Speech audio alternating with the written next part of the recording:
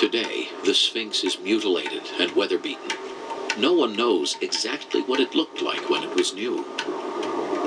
But experts have speculated that its headdress was full, with flaps curling over the shoulders. A spitting cobra, a divinity protecting whoever wore it, graced its forehead. A long, sloping divine beard, a symbol of the god-king, adorned its chin. As the finishing touch, the creator of the Sphinx may have added something surprising to the raw limestone. Based on my studies of the Sphinx, it looks like it has been painted, maybe more than once at various times. The Sphinx was a sculpture, and Egyptian stone sculpture, particularly sculpture made out of soft stone, was always painted. The skin, the face would have mostly been in red. Elements like the beard, the eyebrows, would have been in blue. There were traces of red paint along his eyes and eyebrows, cosmetic lines beautifully outlining the eyes and continuing up to the temples. And the yellow probably could very well have been the bands on the headdress, so that you had blue, yellow, like the lapis lazuli and the gold in Tutankhamun's golden mask. The Sphinx started to deteriorate almost as soon as the workmen departed. There were at least 3 major restorations of the Sphinx over the next 1,000 years. The appearance of the Sphinx changed further when both the divine beard and spitting cobra fell off, possibly during the New Kingdom between 1550 and 1070 BC. Fragments of each were discovered centuries later and can be seen today in the Cairo Museum and British Museum in London. For nearly 5,000 years, the Sphinx has remained perched on the Giza plateau, testimony to the fine craftsmanship of the men that carved it. Surprisingly, in spite of all the work and attention lavished on the monument, it is likely that it was never finished. There's a shelf at the rump of the Sphinx, unfinished. This is a common Egyptian thing. The lower chamber in the Great Pyramid is unfinished. The vast complex of King Giza at Saqqara, that's unfinished. I think this was part of that rolling project thing, you know, the public works. You laboured during a king's lifetime on monuments associated with him. When he died, his successor did a hasty sort of tidy-up job, brought that to a conclusion and said, move the workforce, we'll start on the next part of this ever-ongoing project. Well, it could be that the Sphinx and its temple never got cranked up with a living cult during the time that the Sphinx was made. From hundreds, if not thousands of tombs at Giza, we have whole lists of titles, including priests and priestesses of the gods and goddesses of the time. There's nothing we can recognize as referring to the Sphinx. Now that may ring bells for the New Agers, but you see, for Egyptologists, it fits with the evidence that the temple never was completed, and so it didn't have an active priesthood. Of all the rumors and speculations swirling about the Sphinx, the most popular concerns the nose, or lack thereof. Who was responsible for depriving the Sphinx of its nose? When did it happen? How did it happen? To this day, the general public continues to blame the wrong man.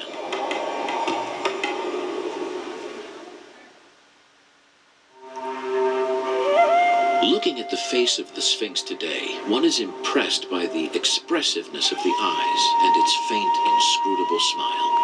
The limestone has weathered in such an unusual way that moving even a few feet to one side or the other causes its expression and appearance to change. What one doesn't notice at first, because the Sphinx image has become so iconic, is that the nose is missing.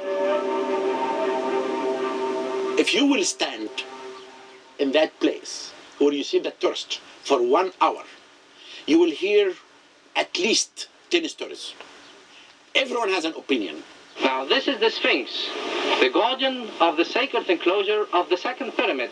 And how did the nose get broken? When Napoleon came to Egypt, his artillerymen used it as a target and blowed the nose off with a cannonball. Oh, Napoleon? But I don't think that Napoleon Bonaparte, the man that took with him all kinds of scientists, he took them right along with the officers and soldiers. I don't think they will go around an archaeological feature like that and begin to shoot at it with cannons. Some people will say the barbarians came here and they did knock and cut the Sphinx nose. Others will say no. The Arabs, when they came here, they came right away and they damaged the Sphinx nose. If you look at the face carefully, there's a deep wedge mark right down the top of the nose here, right at the bridge. And there's another deep groove right on the Sphinx's actually left side. And for all the world, it looks to me as though somebody took two big wedges and pounded them in there, and then the nose looks like it was purposefully broken off all at once. A chap named Abdel Latif visited the Sphinx in he was a doctor from Baghdad. He was there in about 1200 AD, and he was bowled over by the Sphinx's face. It was in good form when he was there. In the 14th century AD, it's written by the Arab historian called El-Makrizi. He wrote that there was a religious man, a Sufi, and he came here. He found that the people who lives around still look at the Sphinx with sacred and divine. He did not like this as a Sufi, and he came with a metal and he damaged the Sphinx nose to show the people that this is a stone and not a god.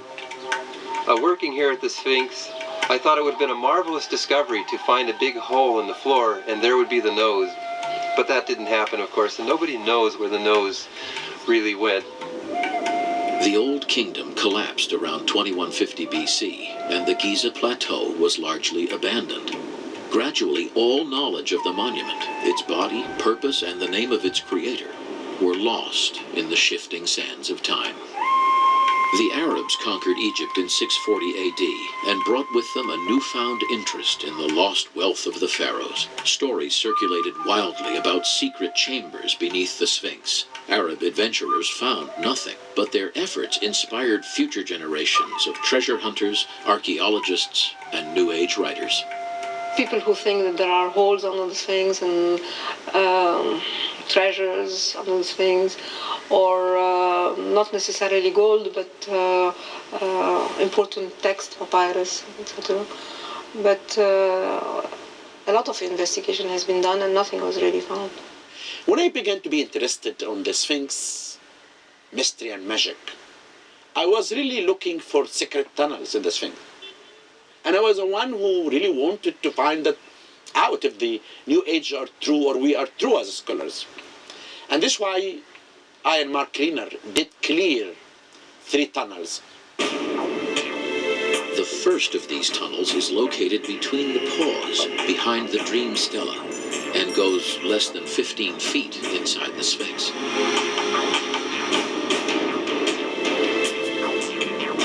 The second is located on top of the Sphinx, behind the head, and was most likely dug out by early treasure hunters. But the largest of the tunnels is located at the rear of the Sphinx. We knew about this tunnel from this old man, Sheikh Muhammad, who was working for us. And he said that his grandfather told him, if you remove that stone, you'll find a tunnel inside the Sphinx. But he warned us, and he said that everyone who tried to remove this stone, there is always a curse happened to him. And I told him, don't really worry about this curse. And we came and we opened these tunnels and we entered inside.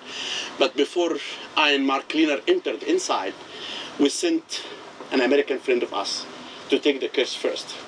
And we found the tunnel goes for about 45 feet inside the Sphinx body. We found nothing except an old shoes. But what's important that we found out that the tunnels was cut in the Sphinx was not new tunnels. The method of cutting and how it was cut, it proved to us that this is an ancient tunnels and not modern tunnels. How? Because people from the late period are very interested in the Sphinx, like we do today. Then all of them, they think there is something underneath the Sphinx, there is tunnels, there is secret rooms, and that's why they come and they dig. When we did the seismic analysis around the Sphinx, we not only looked at subsurface weathering, but we looked for other features also. There's a void or cavity or chamber. There's something down there. To Stanford Research Institute in 1977, and they came and they did make drilling They went down more than 60 feet in the right paw of the Sphinx, and they found nothing. They found that the Sphinx is a solid rock or a living rock, and there is nothing underneath the Sphinx. And yet, the legends persist. Every year, requests are made by New Age groups and by academic institutions wanting to employ the latest technology to search for hidden tunnels or chambers. It seems this is one mystery of the Sphinx that, for some, will never die. In the early 1990s, a new exploration of the Sphinx challenged every accepted chronology of Egyptian history. Heated debate broke out among experts. My work on redating the Sphinx has, in fact, been somewhat controversial, to say the least. One thing that I was struck by is that there are apparently different types of weathering on the Sphinx, in the Sphinx enclosure, and elsewhere on the Giza plateau. What I'm convinced is that on the body of the Sphinx and in the Sphinx enclosure, which was constructed at the same time as the Sphinx, you find weathering that was clearly the result of rainfall. I feel very confidently that the Sphinx is, yes, older than 2500 BC, older than dynastic times. Then the big question is, how much older? And that observation is based on the fact that there is more evidence of water erosion on the Sphinx, particularly the upper body, than anywhere. And that is true. There is more water erosion because that part of the body of the Sphinx was exposed to the elements from way before the ancient Egyptians ever existed. Before ancient Egypt, before the change of climate, but for hundreds of thousands of years.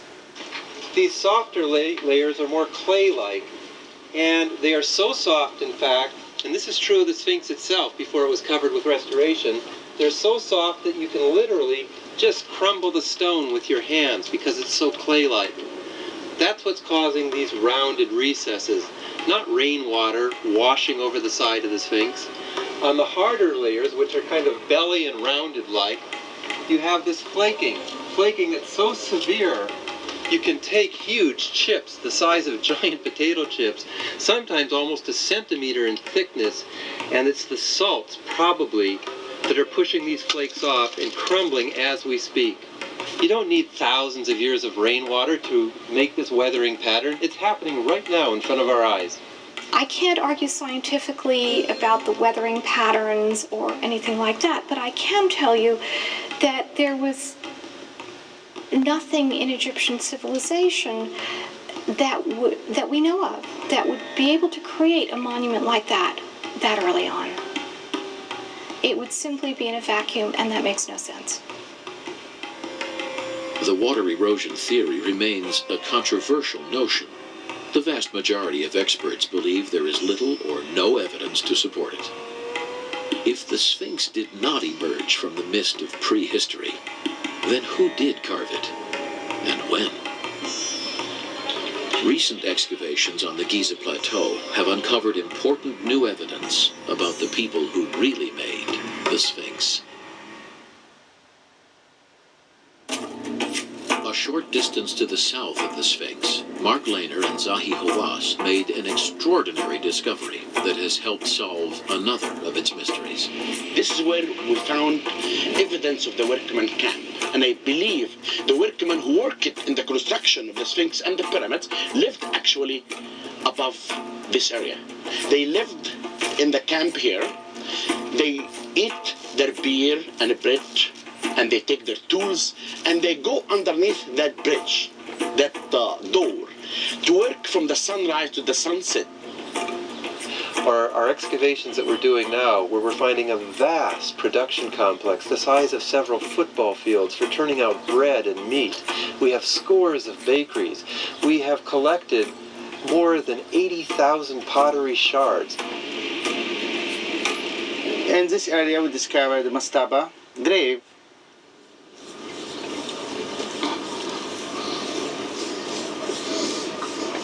And this skull looks like maybe belonged to a young man because his forehead looks small. And the doctors who checked the skeleton said that most of them died when they were young, between 35 and 45, like this. All the skeleton of men and women that we found in the large cemetery, they have a stress on their back because they were involved in moving heavy stuff. The discovery of the tombs of the pyramid builders also tell us two important things. Number one, that the builder of the pyramids were Egyptians. And number two, that the builder of the pyramids and the Sphinx were not slaves. We have names, family relationships. There's a whole context to the Sphinx and pyramids. It is this very human context that I find missing in the New Age literature. If it wasn't these people, who was it? Where is the evidence? Because you can't make human culture disappear without a trace, leaving only an enigmatic monument standing like some kind of an iceberg floating alone. For nearly 5,000 years, the Sphinx has occupied a prime position on the Giza Plateau. Much has it seen, much has it endured, but nothing in its long, magical, mysterious life could have prepared the monument for what would be a remarkable rebirth. It was at 1:30 in the afternoon, February 1988. A chunk from the Sphinx right shoulder fell down. And the whole country was in uproar. How could this happen to the Sphinx? And I went to buy cucumbers from a man in the streets of Cairo. And the man recognized me, a poor man who doesn't know how to read and write. When he recognized my face, he said, "Sir, how is the Sphinx?" That is the most impressive and wonderful word or a sentence I ever heard in my life. The media, the television shows, the talk shows, radio, everybody in Egypt was in an uproar. How could this happen to the Sphinx? Let us fix it. Let us have this happen never again. And this is why we decided to start a very important campaign to restore this statue in a scientific way. And not only we have to decide the method of restoration, but we have to take the opinion of everyone, because the Sphinx do not belong to Egypt only, it belongs to everyone all over the world. Beginning in 1990, the Sphinx underwent the most ambitious and comprehensive restoration ever attempted. 3,000 days and 12,478 stones later, in January of 1998, the restored and preserved Sphinx was unveiled to the world. When I took the scuffling away from the Sphinx and we began to make the celebration, I looked at the Sphinx. I saw the Sphinx was smiling. It was maybe the best night for the Sphinx. For the 5,000 years history, he saw everything. He saw Napoleon, he saw people come from everywhere, he saw New Age people, he saw people talking about him, but he never had a good time like that night, that everyone was looking at his face. In modern day Egypt, the Sphinx plays a very significant role. I don't really fully understand it, but it's a very significant role. Definitely one of the marvels of the world to everybody, and it's the pride of the Egyptians. For us, it represents the glory of Egyptian civilization, the things that the Egyptians were capable of. So we're very concerned that something happens to it, because it's not only to the Egyptians, it's the whole world. The Egyptians of today kind of put the Sphinx on par with the pyramids, if not a little higher. And I would wonder if some of the people who live by the Sphinx don't still in some way, in a very benevolent way, still consider it a god. But will Egypt's most recognizable icon ever give up all its secrets? I don't expect that we're ever going to know everything. I think there's always mysteries. There are always theories that may replace other theories. If we do know too much, we shall lose our interest. I think it's better not to know too much. We know enough. I think, like so many modern scientists and scholars, we have to be comfortable with a level of probability rather than certitude, rather than certainty. As a matter of fact, I think if we had to be certain, we'd rebel against it. I like to say about the Sphinx that this is a monument with a very long and colourful history, most of which we don't know. I could say to people that the stone can talk to me. He's a stone, but he's not a stone. He's a stone in the eyes of everyone. But I feel that inside the Sphinx, he's looking at us, keeping the secrets of our past. He's really telling us that we should learn from these secrets to understand our future.